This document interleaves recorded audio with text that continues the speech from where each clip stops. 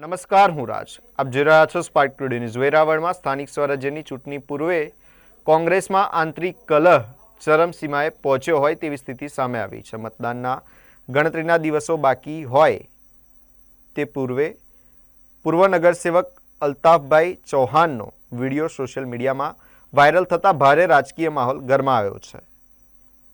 Viral વિડીયોમાં અલ્તાફભાઈ ચૌહાણે કોંગ્રેસના વોર્ડ નંબર 5ના ઉમેદવાર ફારૂકભાઈ બુડિયા પર ભાજપને મતદાન કરવાના આક્ષેપ કર્યા છે.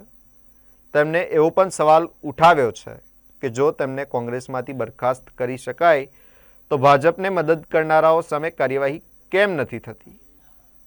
વિડીયોમાં વિકાસના મુદ્દાઓને લઈને પણ આક્ષેપો કરવામાં આવે છે, જેના કારણે સ્થાનિક કોંગ્રેસમાં ભારે ગૂંચવણ અને કલહ સર્જાયો હોવાની ચર્ચા ચાલી રહી છે. આ સમગ્ર મામલે મતદારોમાં પણ કોને મત આપવો અને કોના પર વિશ્વાસ કરવો તેવો સવાલ ઊભો થયાનું ચર્ચાઈ રહ્યું છે.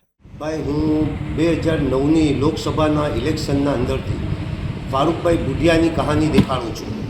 2009ના ઇલેક્શનના અંદર ફારૂકભાઈ બુડિયા જે કોંગ્રેસના સિટિંગ કાઉન્સિલર હતા, જ્યારે 2009નું ઇલેક્શન આવ્યો ત્યારે સ્વર્ગવાસ જસુભાઈ બારડ હતા, તે 14,000 મતથી હાર્યા હતા. પણ ફારૂકભાઈ બુડિયા ચાલુ કાઉન્સિલર હતા ને તેમણે સમર્થન ભારતીય જનતા પાર્ટીનો કર્યો હતો. અરે અમને કોઈ વાંધો નથી, આપે ભારતીય જનતા પાર્ટીનો સમર્થન કર્યો હતો ફારૂકભાઈ, પણ આપને રિઝાઇન દેવી પડે કે હું કોંગ્રેસ પાર્ટીમાં નથી. ફારૂકભાઈ, ત્યારે આપ એમ કહેતા હતા કે હવે આ કોંગ્રેસને ભૂલી જાઓ, આપણને આને કંઈ નથી આપ્યું, હવે આપણે કમલ ખીલાવવાનું છે. અરે આપને ખીલાવવું હોય તો ખીલાવો.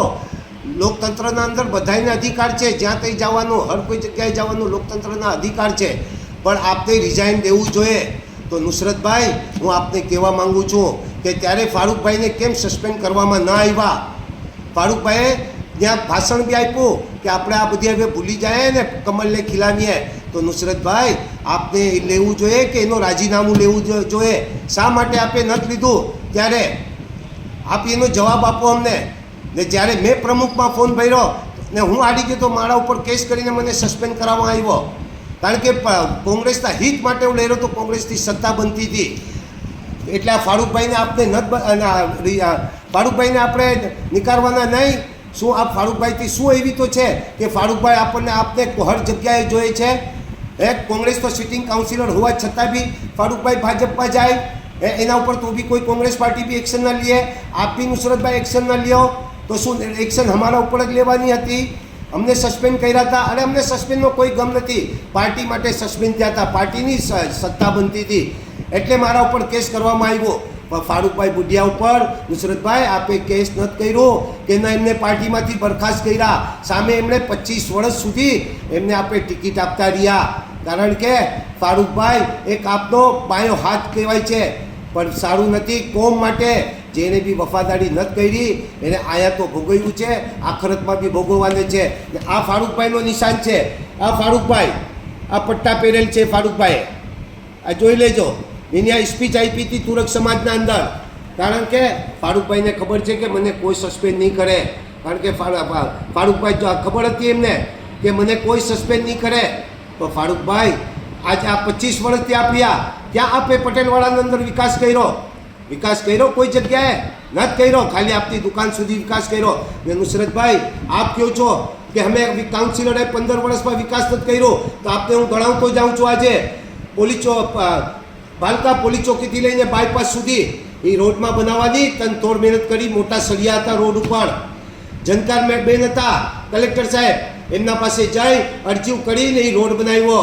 એમનો રામસિંહ રામે કોન્ટ્રાક્ટર હતા, રામસિંહ રામભાઈ, પૂછી લેજો આપ. પછી આપ કહો છો કે કંઈ નથી બનાવ્યો. કેરમાનીનો રોડ બનાવ્યો, ગરીબ નવાજ કોલોની રોડ બનાવ્યા, કોસર કોલોની બનાવ્યા, સંજરી કોલોની બનાવ્યા, બજાજ કોલોની, ભાલકા કોલોની બનાવ્યા, લક્કી કોલોની બનાવ્યા, દુઆગીરી કોલોની બનાવ્યા, અલીભાઈ કોલોની, તૈબા મસ્જિદનો પાછળનો ભાગ એ બનાવ્યો, Ajmeri colony, green park, saint Kausar school, IT Chauhan સ્કૂલની આજુબાજુ બનાવ્યા, ગુલિસ્તાન કોલોની બનાવ્યું, મુલ્લા જમાત ખાનની આજુબાજુ બનાવ્યા, દલ કોલોની. ને હાલમાં અમે જાતા બી બાગે રહેમતનું 40 લાખનું કામ જો અત્યારે બી ચાલુ છે. નુસરતભાઈ આપ કહો છો કે કામ લેતા આવડવું જોઈએ, અરે કામ અમને લેતા આવડતું હતું, અમે વિપક્ષના અંદર વિપક્ષવાળા બોલે પ્રજાના હિત માટે બોલે એટલે વિપક્ષવાળા ખુલ્લે આમ અમે બોલતા હતા, પક્ષવાળા ક્યારેય ના બોલે.